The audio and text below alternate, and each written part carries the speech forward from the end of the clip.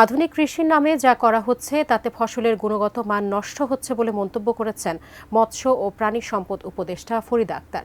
আজ রাজধানীর মিরপুর ১৩ নম্বরের বনফুল আদিবাসী গ্রিন হার্ট কলেজ প্রাঙ্গণে ২ দিনের এ মেলার উদ্বোধন অনুষ্ঠানে একথা বলেন তিনি। আদিবাসী খাদ্য ও শস্য মেলার অনুষ্ঠানে সবাইকে করতালির মাধ্যমে ক্ষুদ্র নৃগোষ্ঠীদের জীবন, সংস্কৃতি, খাবার এবং শস্য সমতলের মানুষের সঙ্গে পরিচয় করিয়ে দিতে এ মেলার আয়োজন করা হয়। দেশের নাগরিক হিসেবে পাহাড়ি বা অন্যদের খাদ্যগুলো টিকিয়ে রাখার দায়িত্ব সবার বলে মন্তব্য করেন মৎস্য ও প্রাণী সম্পদ উপদেষ্টা ফরিদা আক্তার। পাহাড়ি এলাকায় তামাক চাষ বা অন্য কিছু করতে গিয়ে পাহাড়ের জমি এবং পরিবেশ নষ্ট না করার আহ্বান জানান তিনি। খেতে যেমন স্বাদ তেমনি এগুলো কিন্তু খুব এখানে মানে কোনো তেল নাই, কোনো কিছু নাই।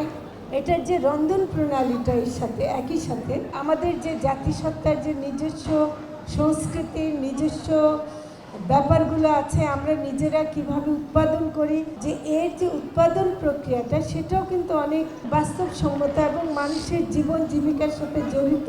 তারা পরিবেশকে ধ্বংস করেন না, তারা সবকিছু রক্ষা করে।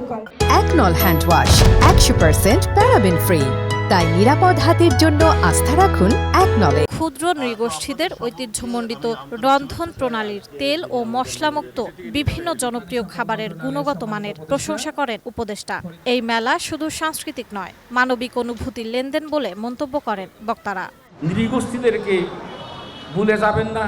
দেশে অনেক ইপিজেডের নামে জমি দখল ও নষ্ট করা হচ্ছে বলে অভিযোগ করেন অনুষ্ঠানের অতিথি ঢাকা বিশ্ববিদ্যালয়ের গণযোগাযোগ ও সাংবাদিকতা বিভাগের অধ্যাপক রুবায়েত ফেরদৌস। পুরো বাংলাদেশ জুড়েই জায়গা দখল হচ্ছে, কৃষি জমি নষ্ট হয়ে যাচ্ছে।